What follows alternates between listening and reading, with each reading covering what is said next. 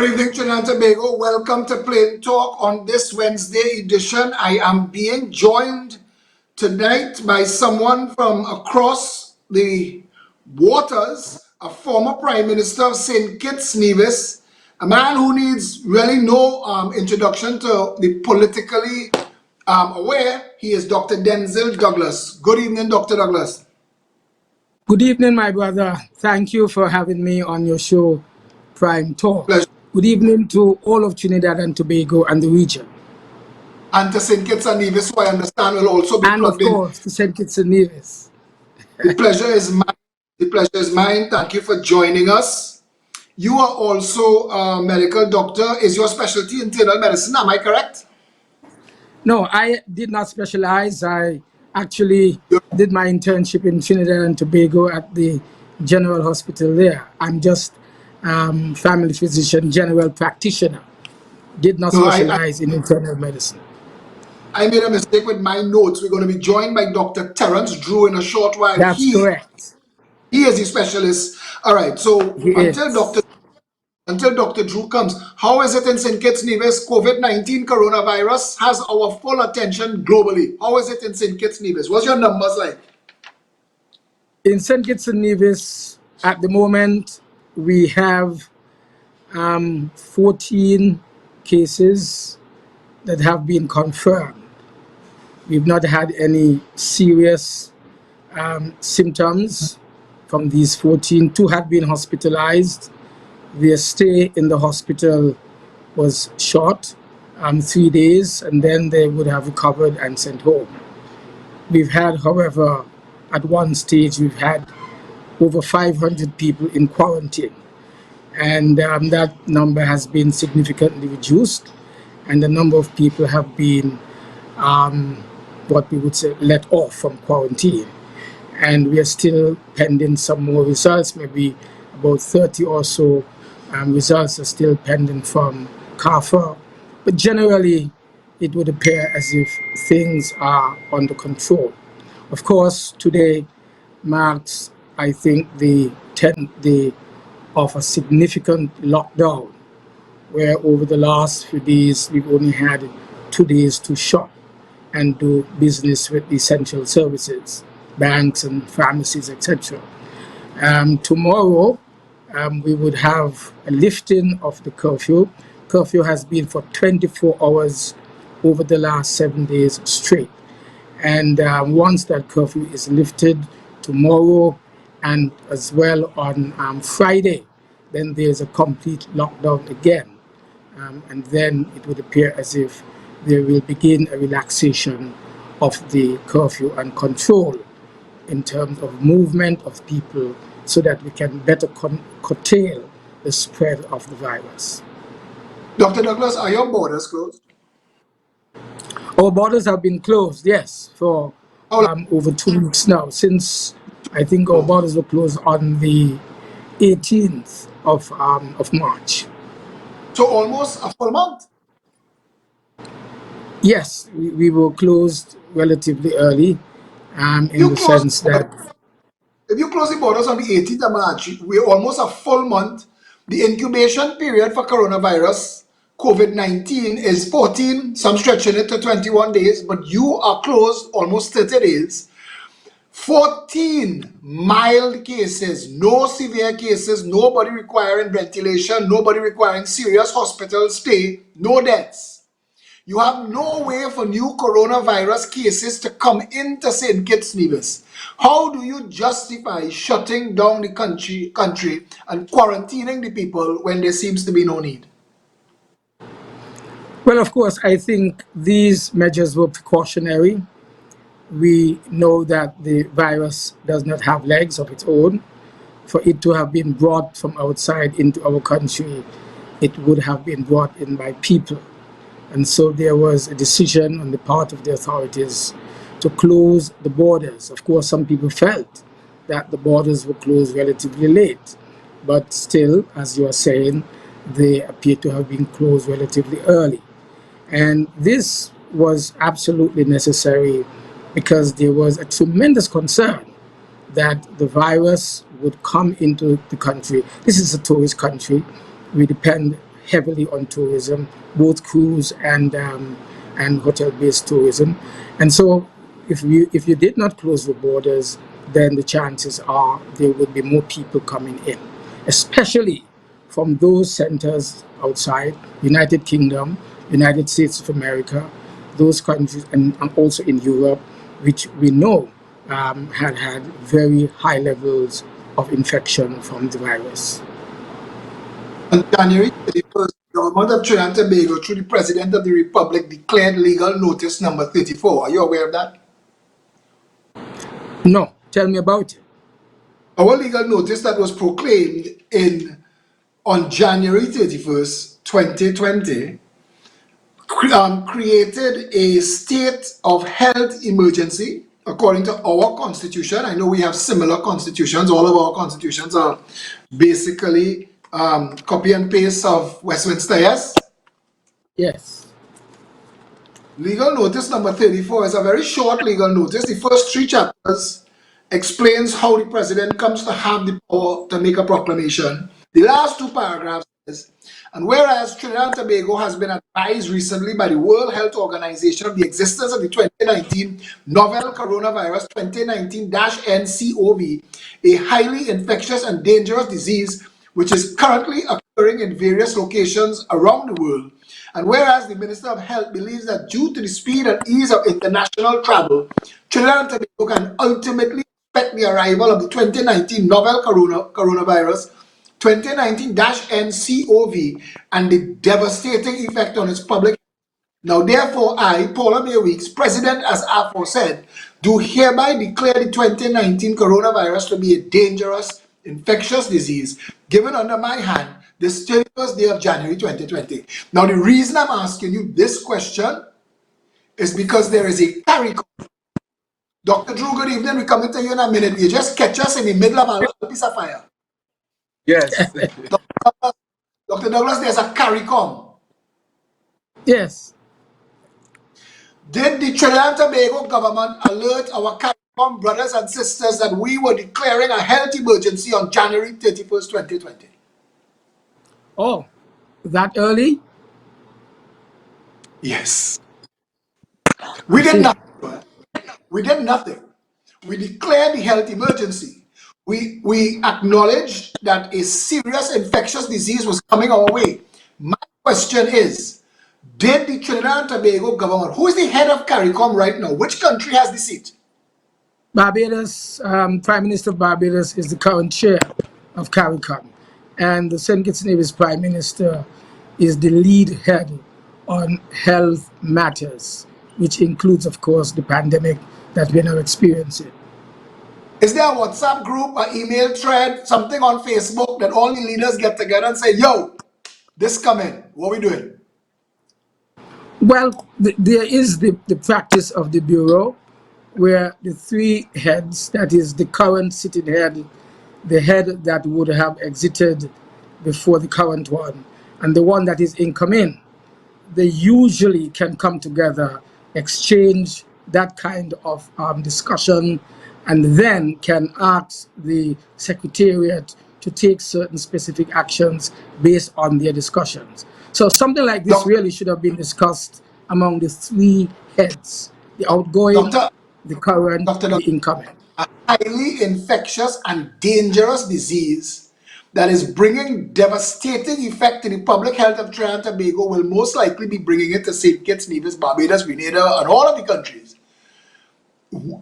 How Definitely. do we explain CARICOM not reacting as a unit as far back as January 31st, when Trinidad and Tobago took the 7 days that it took, so let's say January 24th, when we, through our Attorney General and our Minister of Health, got our President together and proclaimed a state of health emergency based on fact, but we did not include our brothers and sisters in CARICOM. Doesn't that strike you as remarkably odd? Well, it sounds odd. It looks odd. I would like to know what were the specific circumstances that would have led to that, where Trinidad and Tobago, having seized with the importance of what was emerging from China, would have made the necessary alert, but for some reason it would appear had not been Failed. Failed. similarly considered to the other countries in CARICOM. But we do not know. Maybe Trinidad might have warned. We would never know. I would never know from my standpoint here. I must So you said the confess. current Prime Minister could have gotten a warning and we don't know? Well, you said the proclamation was made, isn't it? January 31st, 2020. Today is April 15th. Has there been an official correspondence from Trinidad and Tobago to the rest of CARICOM trying to convene a conversation about a regional response to COVID-19 coronavirus? Right. What I know is that on or about, I think, the 31st of March, the Prime Minister of Barbados, who is the current chair, did convene. Was it the 31st of March or the 1st of March? I don't remember. But convened a meeting of CARICOM. For that date, Dr. Douglas, I need you to check your notes. I Yes. need to know that. Let me bring Dr. Terence Drew in right now because he's in and out. Doctor, you're with us now? Yes, I'm with you now. Heather, you are a specialist in internal medicine and infectious disease. Internal medicine. Dr. Drew, thank you for joining Yes, us. yes. You operate out of St. Kitts-Nevis now. Yes, I do that. Public health? Well, I'm one of the internists here. I do operate here out in St. Kitts-Nevis, and I once work in the Ministry of Health. I do private practice and community hospital at the same time. Internal medicine is your specialty. Yes. What is your take on St. Kitts-Nevis response to the coronavirus? And I must tell you that I have the information with me that St. Kitts-Nevis only had 14 mild cases. You closed your borders pretty early, and you closed your borders. You've had almost a full 30 days, so that the incubation period that is trapped inside St. Kitts-Nevis would have worked itself out. How long has quarantine in St. Kitts-Nevis been going on? How long has the social distancing been ongoing? I think we've been going on for 2 weeks now, going on 3 weeks. That has been in place. Complete lockdown with partial curfews and so forth. So we should be approaching 21 days now. I think this weekend. That's about it. However, there were 2 new cases that were discovered just last evening on Tuesday. 2 new cases were discovered. Before we had 12, and it went up to 14 on Tuesday night. Traced away. 2 new cases. Well, those cases were a result of what you call local transmission, which means they But it took would, place here in Davis. Yes. yeah, So we did but have local transmission. you're doing contact Go ahead. Yeah, you're they're doing doing contact contact. tracing. Yes. And so they were able to say We have they were able to, difficulty with Dr. Drew. yes. I'm here. Yeah. So if you did contact tracing, would they have been able to identify the source of the?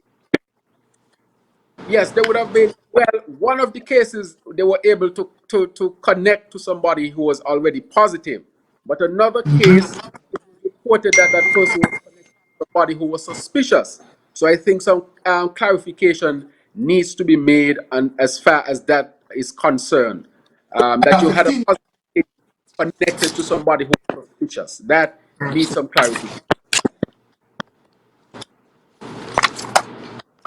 The Right. numbers. Go ahead. You go ahead.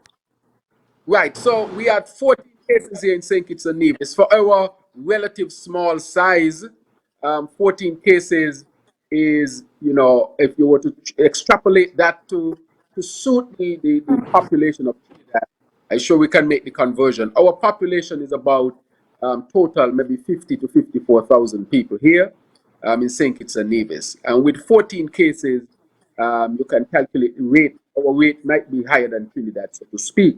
But there have been 14 cases where nobody would have needed admission to any hospital thus far as reported. However, there seems to be now local spread, and that is where the concern must be. This local spread, is it as a result of testing, or did the person or the two patients exhibit symptoms? Right. So um, I happen to know of one or two of the cases where they would have been in touch, and so it would have been as a result of contact tracing for one of those persons specifically. So that person, they did not exhibit any symptoms at that point, but one of them demanded to be tested because one of the other persons who tested positive did develop some symptoms, asked to be tested, was positive, and then that person who was in contact asked to be tested without symptoms, test came back positive. And the other person who was in household with that person also tested positive. Okay, when we get a population number of 52,541 people, St. Kitts and Nevis, that's the combined population, Yes, you have tested of that population, of that 52,441 people, you have tested 234 people, am I right? correct, roughly. 234 tests, of which you've gotten 14 positives, Yes, none severe. right, and 33, 33 what? about 32 to 33 pending results. Pending. Explain that. Well, the results for those tests have not been declared as yet. And so we are Okay, awaiting the results of the test. but the the the government of Iceland embarked on Yes, massive testing and found that yes, half of their population have coronavirus COVID-19, and of that half of the population, the vast majority didn't know that they had it. exactly, right. If you didn't test these people, these 234 people, and they asymptomatic, would you know that you had cases? We possibly would not have known. We possibly And would We if you not don't test, have know. known. Therefore, you test right. the There whole were, population. go ahead. No, I'm just saying, I'm extrapolating that if you test the whole population, you would get results, and you would get that they are Yes, positives. Okay, yes, so, but you've locked the country down, and I'll bring Dr. Douglas back into the conversation. Dr. Douglas, you found the date you're Yes. looking for? When was the Yes. contact, CARICOM contact? Me and Motley chaired the first meeting of CARICOM on this matter on the 1st of March. The 1st of March 2020. That's when she called a meeting as chair, and then there was a briefing of on the situation. An assessment, I think, would have been made of each country's ability to deal with this pandemic, of course, with the assistance of PAHO, WHO, and with CARFA being one of our regional institutions, especially identified with the responsibility of testing. I think here's where we began seriously to deal with the pandemic within the Caribbean region. Of course, there might have been some other countries like St. Martin and so forth, which are not part of CARICOM, that had begun through the affiliation with Europe to recognize that something was amiss and had begun to see cases in Martinique, St. Martin, etc. Martin, St. Martin, you know what their numbers might be? I don't know if Dr. Drew has, I've had some old numbers. I am not Right. certain as to what is the current situation. But when I made a national statement, I made a national address, I can and give you some. that you I have can give you some. numbers? I can give you some Caribbean numbers. St. Lucia Right. 15, Grenada 14, St. Kitts and Nevis 14, St. Vincent Grenadines 12, Montserrat 11, But I mean, I can tell you Suriname is at 10.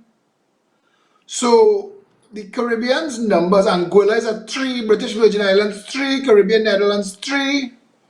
The Caribbean's numbers seem to be mirroring Africa's numbers and countries that are tropical and hot. Now, I don't know if it's because of the heat. I don't know if it's because of the ultraviolet rays. People give me all kind of explanations. But it seems that this virus does well in temperate countries and does not fare as well in our types of environment. Would you say that that's true? Well, there has been some studies, and when you look at the experts, they're saying that as the summer months approach, for example, North America, because of that climate, they expect that there might be a drop in this the virus, but that it should pick up once you get into fall and back into. That is why we normally see a spike in viral infections and respiratory infections during those months. So there's a theory that that ability said that this is a virus, and we cannot judge all of its characteristics based on past virus studies, even though that can give us some insight. So I think on Doc- hindsight, we will become clear as to why that. But if there's anybody who is telling you with certainty that reason, I cannot subscribe to that explanation. Scientific no, but information Dr. Drew, still coming. we we did respond to COVID-19 based on past viruses, and some would say that we overcorrected based on past Right. viruses. And coronavirus, as infectious as it is not as deadly as all of the other. And we didn't shut down the world for MERS, and we didn't shut it down for SARS, and we didn't shut it down for H1N1.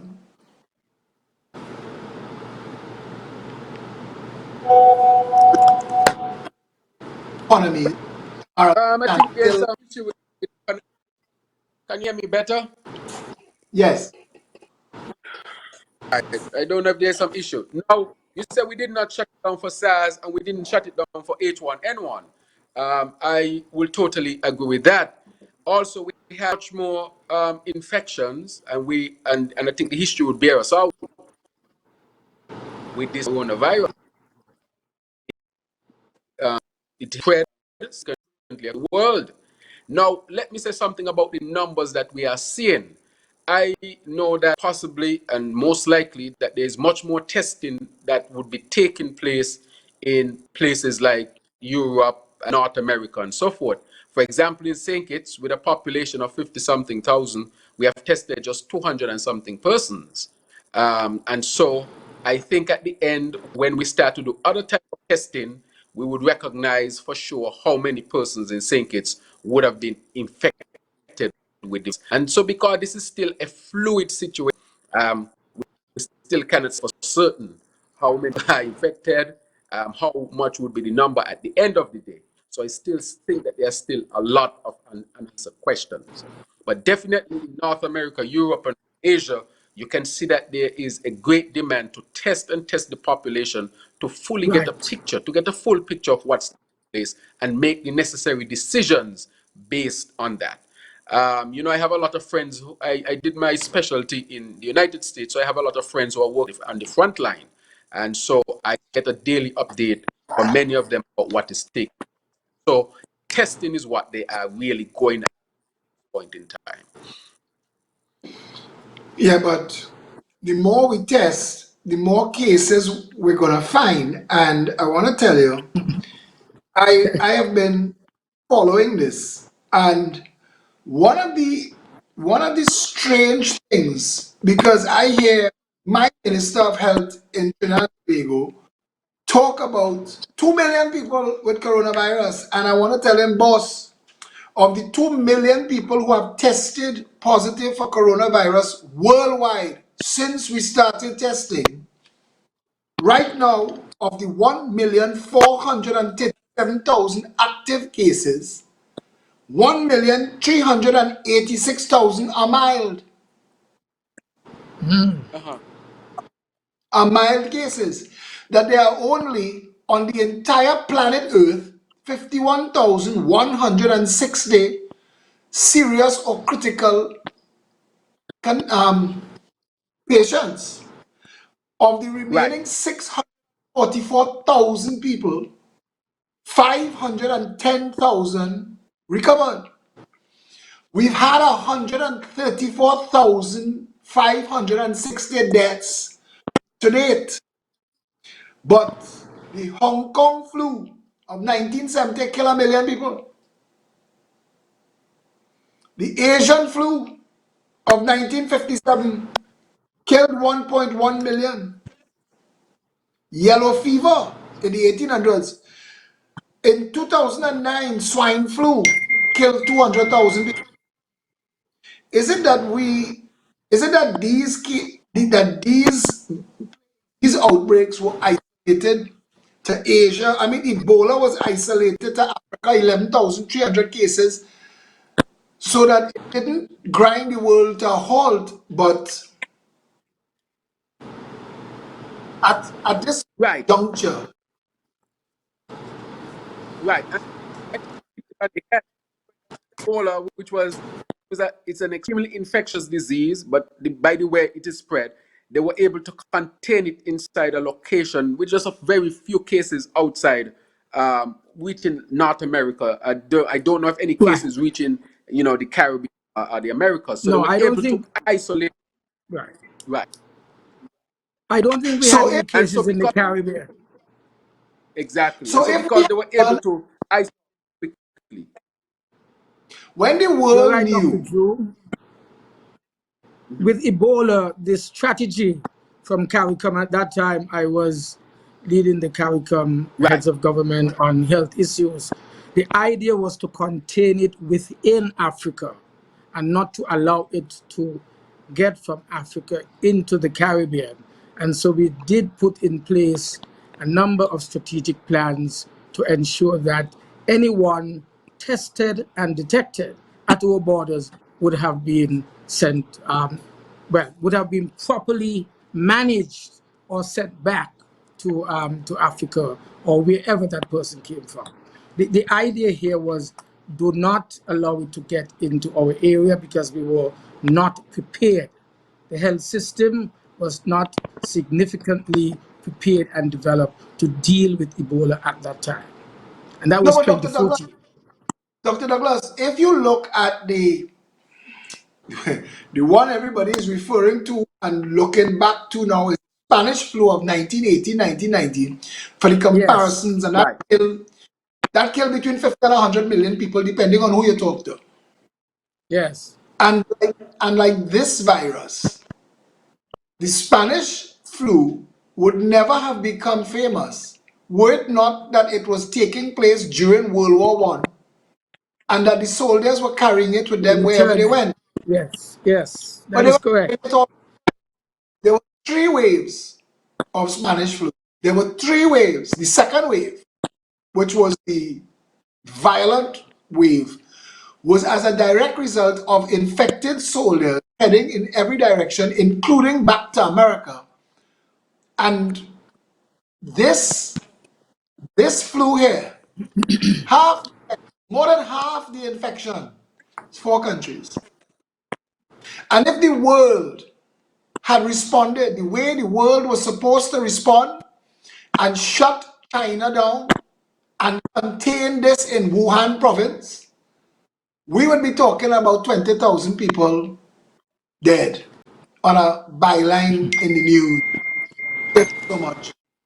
If the world had shut China down, if Italy had not acted the way Italy acted, because Italy and the 300,000 Wuhan residents that work in Italy taking Italian fashion, if when the President of the United States, Donald Trump, identified the world that China was the source of the contagion, we need to lock China down.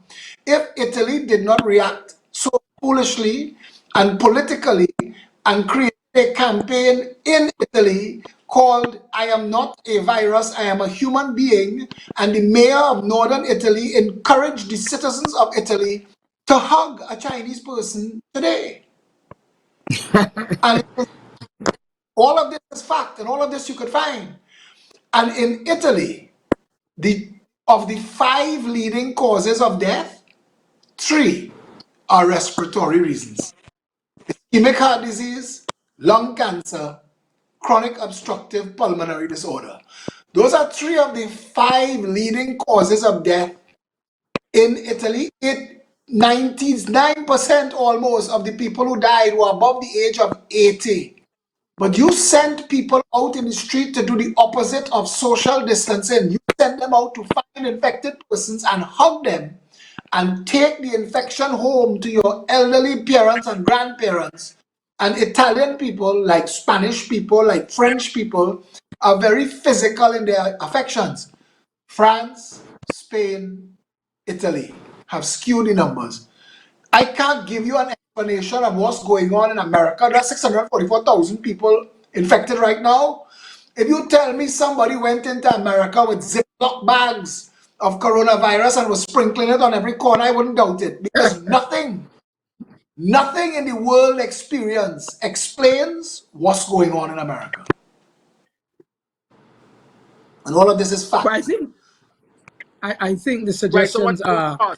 that the borders might have been closed late, and that the authorities did not heed the warning that No, but this Dr. was Douglas, a very I just want to serious. interrupt you. Dr. Douglas, the Yes, 15th of yes, January, Donald Trump closed the borders to China. But the world did not know that there was a back door to China through northern Italy. exactly. And That's it. Italy that infected That's it. the world. And the gypsy migrant culture between Spain, France, and Italy created the perfect storm that has That's it. coronavirus all over the That's world. it. Yes, that is correct. Now, I wanted to Right. correct But something I mentioned earlier, that in St. Kitts we closed our borders as early as March. In fact, it's the 1st of April that we actually did close our borders and introduced a lockdown. So it was relatively late, I must admit. Dr. Ju, is that not correct? yeah, that is correct. Yes. Now, Somebody, to support, go ahead. right. One thing I want to say, America, when the first cases got there, I think they were on the West Coast. I don't think they started on the East Coast. I think they started on the West Coast. Could have been, Of, but nonetheless, right. of, When it got there, right. where are you talking about, When they America? yes, yes. When they actually closed really early, but inside of America, the policy as to social distancing, testing, and all those things, those were delayed. Those were delayed. Even when you had a case that was identified where they could not trace that case connected to travel, think that there was some delay in taking the measures as Dr. Fauci would have been given. When you listen to the conversation now, and people are revealing what took place in those all early conversations, Dr. Fauci's recommendations weren't followed as he gave them early on in the game. We would remember that the leader of that country was downplaying saying that the virus would Yeah, but, disappear. yeah, but the same could be said for St. Kitts-Nevis, a country heavily dependent on tourist travel that only closed its borders on the 1st of April. I think that you all dodged a bullet too. Has its own. Dr. Drew, we're Be having serious that problems with your connection. I, yeah, it's breaking up very, very badly. I acknowledge uh, I did that.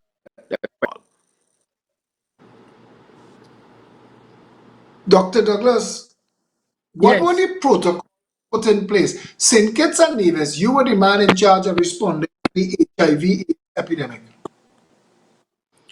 Yes. With the HIV pandemic, what we saw firstly, was an assessment of the situation in the Caribbean region, and it was soon realized that we were second in the world next to sub-Saharan Africa. That is the Caribbean situation.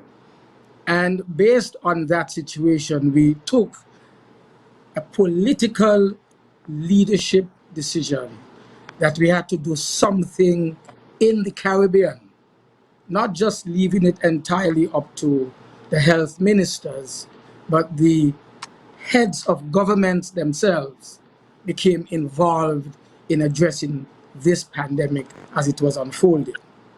And I think what we instituted was each country had a team that was received from specialists from around the Caribbean. In fact, our own assessment in St. Kitts and Nevis was done by a team coming out of Trinidad and Tobago. And once you had a situational analysis done, a strategy was planned for each country. And then we created, at the How early? leadership level of the CARICOM, we created the How early? Pan-Caribbean Partnership. Sorry? How early?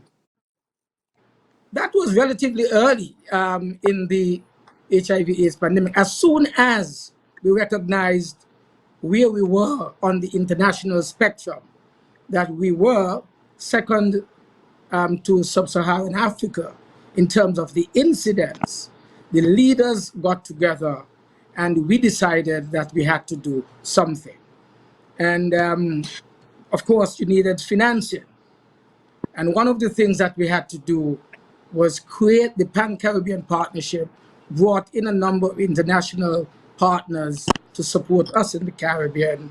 We attracted people like the Bill Clinton from the Clinton Foundation, and there were able to use that platform to deal with a number of key stakeholders. For example, the pharmaceutical companies. And very early in Barcelona, we were able to put together a particular strategy where the drugs, the antiretrovirals, which were very, very expensive and unaffordable at that time, we were able to bring the prices down so that treatment, apart from detection and allowing people who had been detected positive to advance towards full-blown AIDS, we began to actually treat them. And we could have only done that with the availability of less expensive and affordable drugs. And we struck that partnership with I think there were 8 pharmaceutical companies globally, and we were able to tackle that problem from there onwards. Of course, you had to invest in your own health systems. You had to put in place at the level of the Ministry of Health a number of local domestic entities that pursued the matter of public health control of the spread of HIV/AIDS until we got it managed. Between 1981 to now, AIDS has killed 35 million people. We've learned to live with HIV/AIDS in the background of civilization. But for the people who commented on the thread who may not have been alive or who may be forgetting, the size of the scare that gripped the world for HIV/AIDS, if you remember back in the early stages, how panicked planet Earth was. There was a lot of misinformation and misunderstanding as to the vulnerable targeted groups. Because, of course, at one time we thought and we said it was mainly homosexuals, not recognizing that the bisexuals and heterosexuals were the ones as well who were actually spreading the virus. So I think once education came in, after better understanding of the epidemiological spread and the nature of the disease, we were then able to put it under control. And the international AIDS bodies and agencies, they played a very dominant role. Scientists around the world were put to work in universities, in research labs, A lot of money was being mobilized. Bill Gates and all of these guys made serious The world had commitments, lost and so we were able the to world had tackle it. big names. Rock Hudson and Freddie Mercury and some big names were dying, and it was panicking the Yes, people. I remember they had to create advertising and public relations campaigns to debunk myths that you couldn't get it from mosquito bites and you couldn't get it from toilet seats. right. If you remember the level of the panic, and I want people to cast their minds back and remember, you were at the Yep. forefront of managing that in St. Kitts, yes, Yes, of course. and CARICOM perspective, yes. That is correct. That How is correct. how have we done in relation to the rest of the world where our contagion and transmission of HIV is concerned? Have we done a good job with our protocols in getting people aware and making better choices? Of course. One of the first things that we did, as I said, was the creation of the Pan Caribbean Partnership, PANCAP, to fight AIDS. And this soon became an internationally recognized model by the United Nations, so that different regions of the world were being referred to us to look at what we had done in the Caribbean, and from that a model was created for other regions. Not only that, we were one of the first, in fact, St. Kitts and Nevis and one or two other countries, Bahamas, I think it was.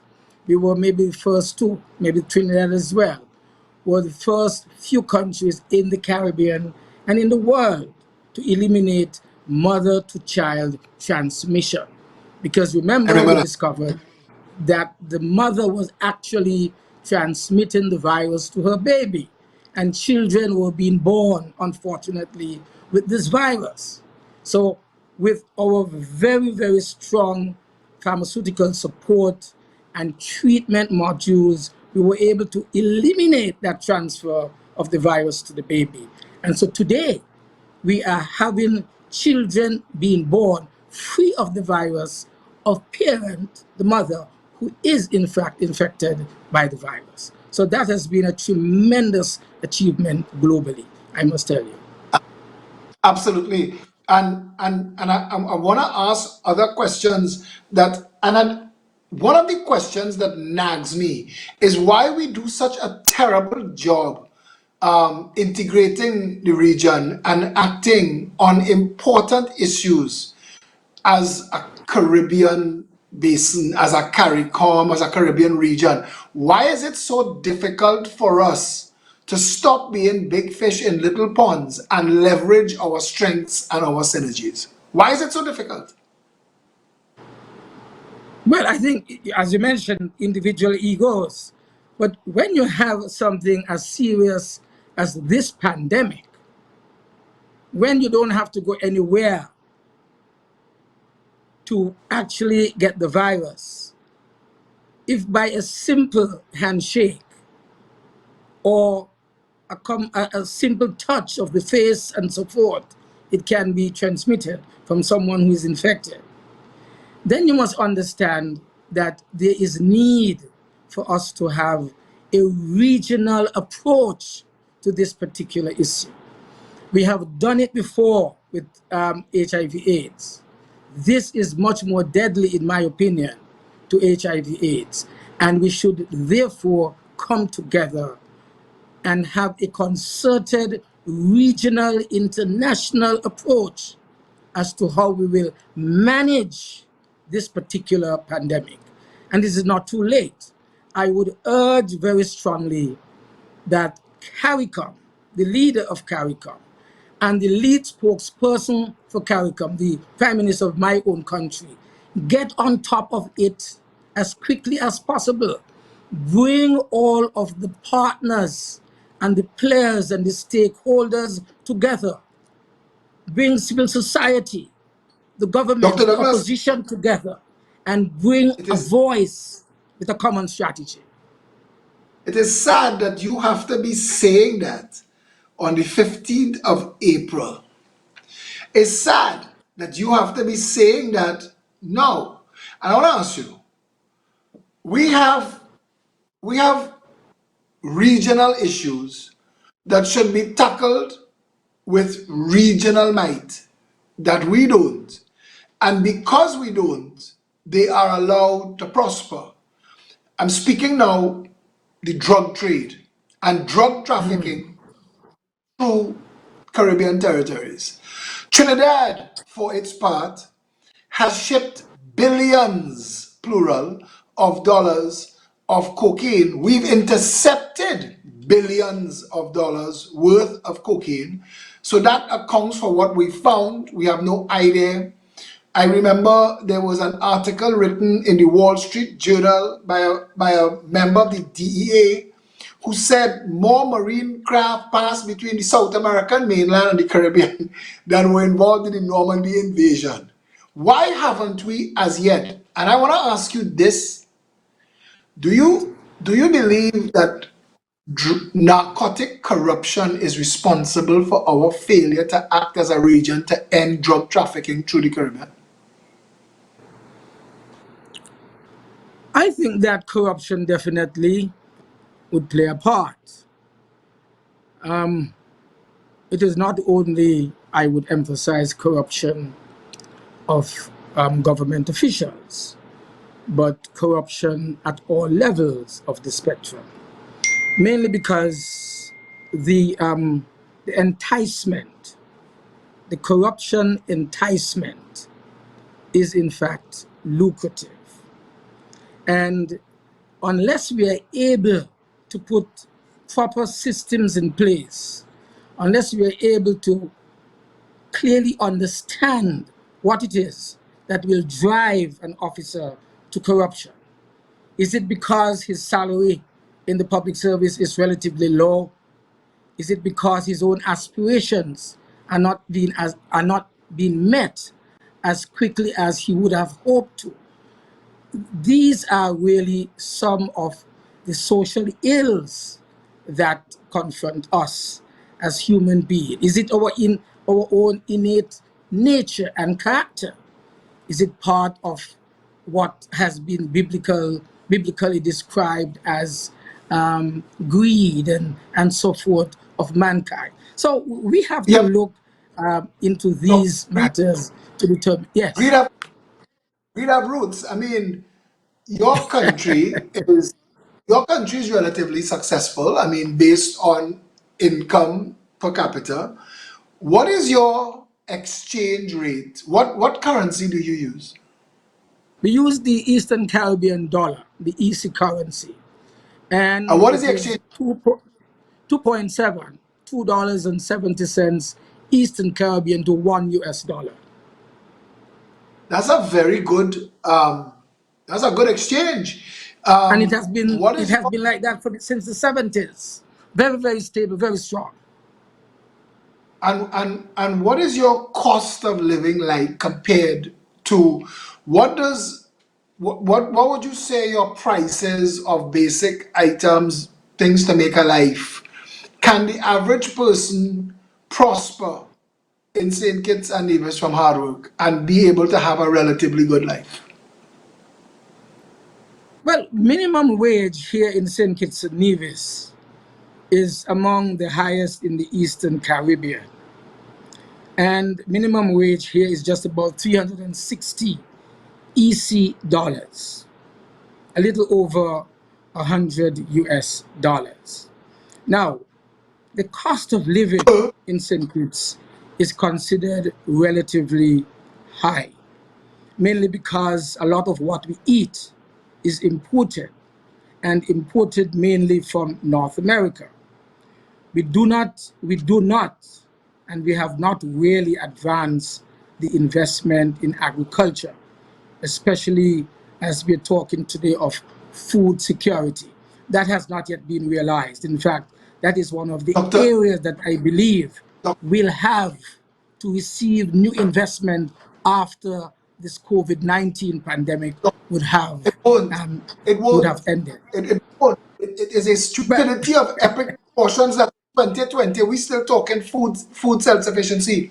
We have Haiti and we had Guyana. Before Guyana found oil, Guyana was the pinata of jokes to the Caribbean. We would laugh and kick them. But we could have worked with Guyana, we could have worked with Suriname, we could have worked with Haiti. We could have leveraged strengths, we could have shared synergies. The Caribbean could have been food self-sufficient. We could have created one of the most self-sufficient regions on the planet. We have oil, we have gas, we have sun, we have rain. We didn't have to starve. The entire region could have been food independent. We could have shared the synergies of a tourism market. We have some of the best tourist destinations in the world. We talk of a free trade area of the Americas. I don't know what's going on with that. There's a lot of talk. We're going nowhere. You see, I agree with you that each of us, that is the Caribbean countries within the community, would have had its own specialized area of economic contribution to the welfare and the growth of the Caribbean region. Guyana, I agree with you, could have been the breadbasket of the CARICOM. Dominica has become, to a large extent in recent times, Surprisingly. the breadbasket of the OECS subregion. Surprisingly. You see, but I believe that because of what we are experiencing now from this pandemic, where there is a severe I don't shortage and I don't agree. scarcity of food, except where we now have allowed our ships to come in still with food.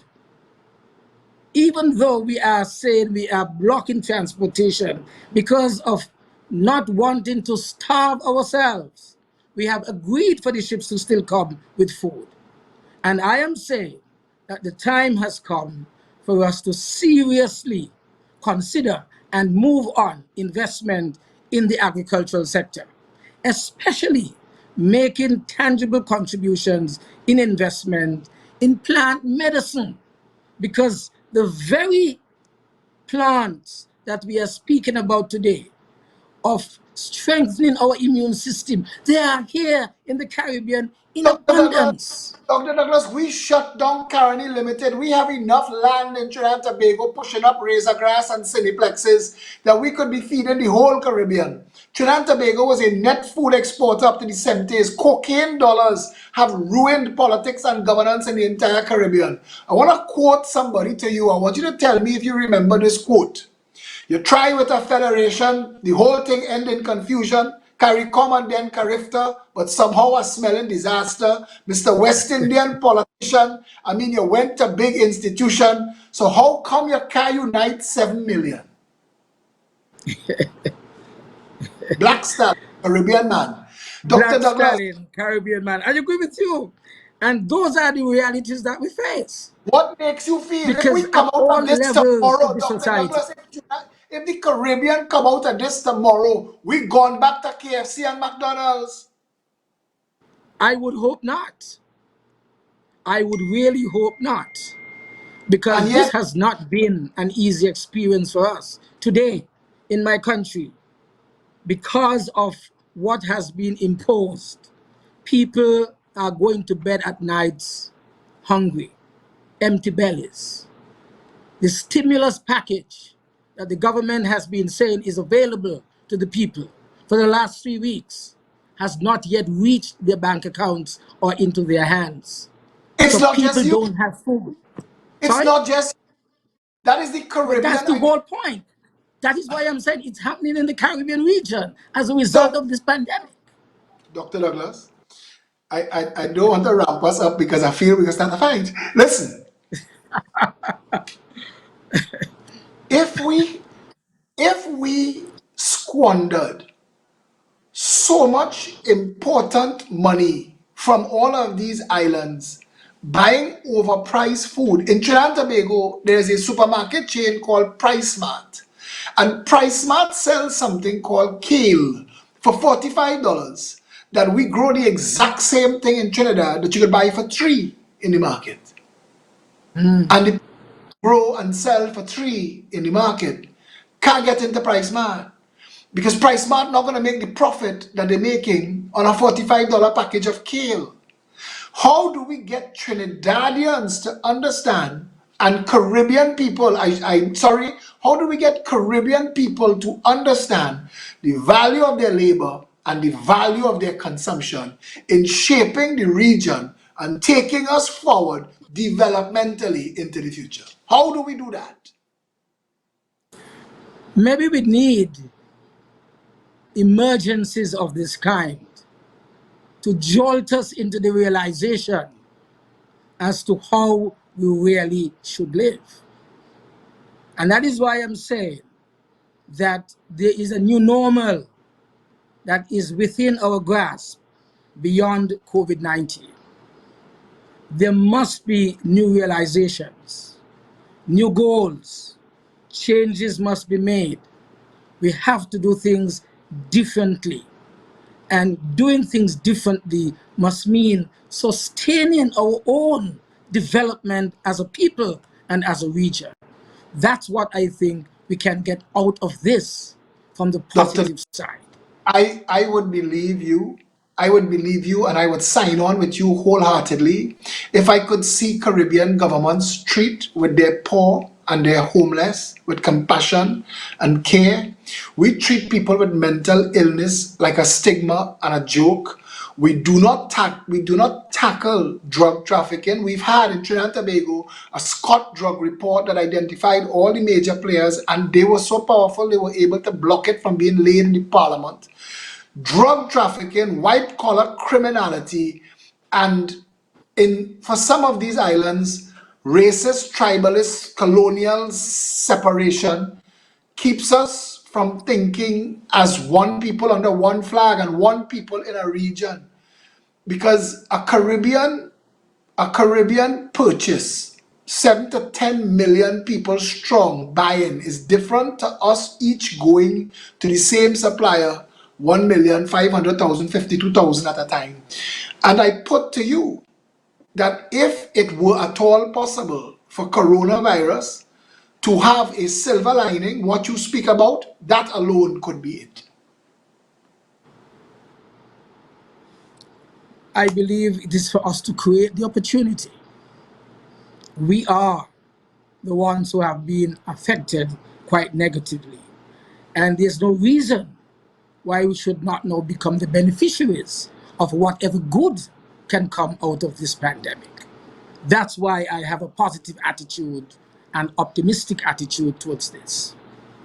Do you think St. Kitts would come to the table and say, we make X dollars from tourism? Do you think Trinidad will come and say, we make X dollars from energy? Barbados will say, we make X dollars. Do you think Guyana and everybody would come to the table, be upfront, speak per capita? Do you think that we would be able to work together to say, these are the major issues keeping development in the region back? These are the issues that if we work together, You education, see, healthcare, food production. If we worked on these things, we would lower our combined costs of living. If we worked together with the international big brothers and big sisters out there and created a maritime security wall to end drug trafficking through the Caribbean so we could end white collar criminality, gang violence, and corruption, we could start the process of rebuilding communities, countries, and a region that made sense. you see, what you've just described there, these were the lofty goals and ambitions of the framers and those who were the signatories of the Treaty of Chaguaramas that created the community.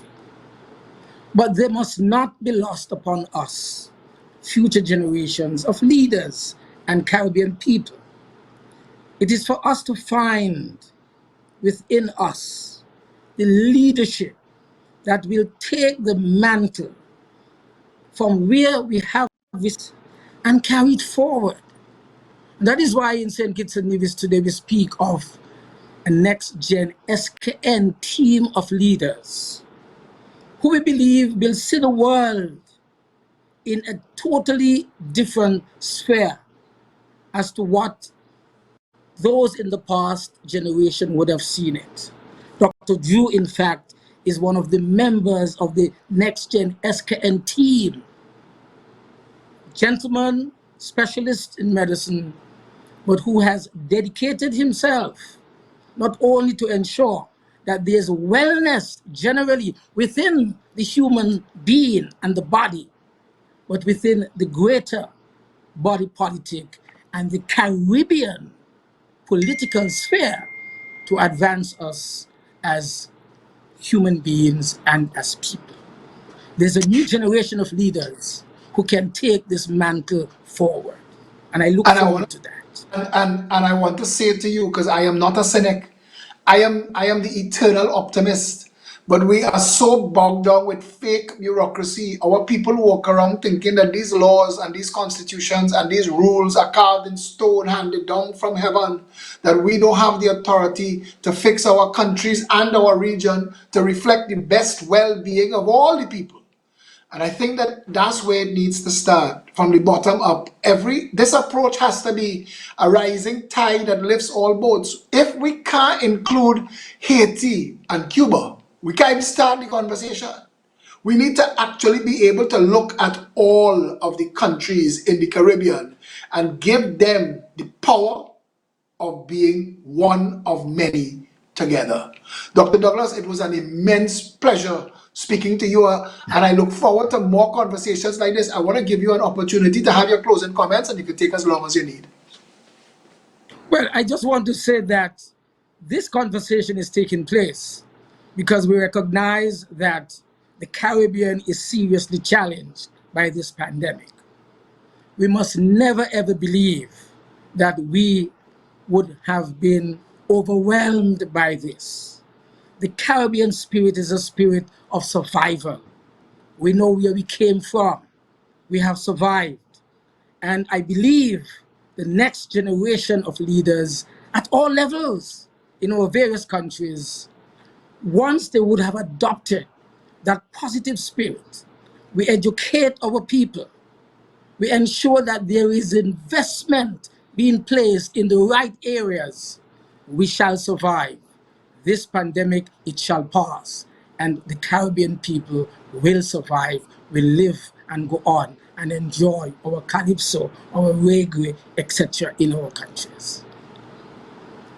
My Thank friend, you. again, thank you very, very much for joining us. Wish you all the best. Talk to you again soon, Dr. Denzil Douglas. Thank you. So, wrapping up,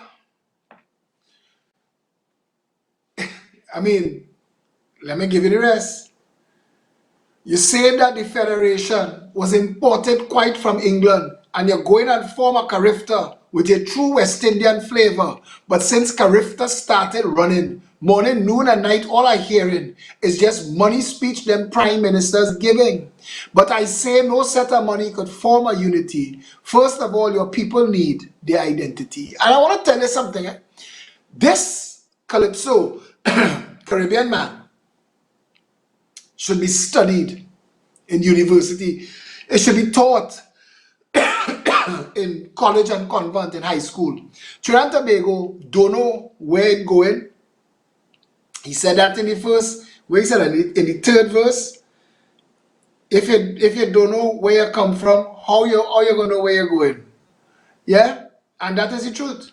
How could we know where we are? How could we know where we want to go if we don't know where we are, where we come from? We live a scramble, gather, consume life. Our economies make no sense. The way we operate make no sense. But leave that for another conversation. Until tomorrow, stay safe. Trinidad and Tobago.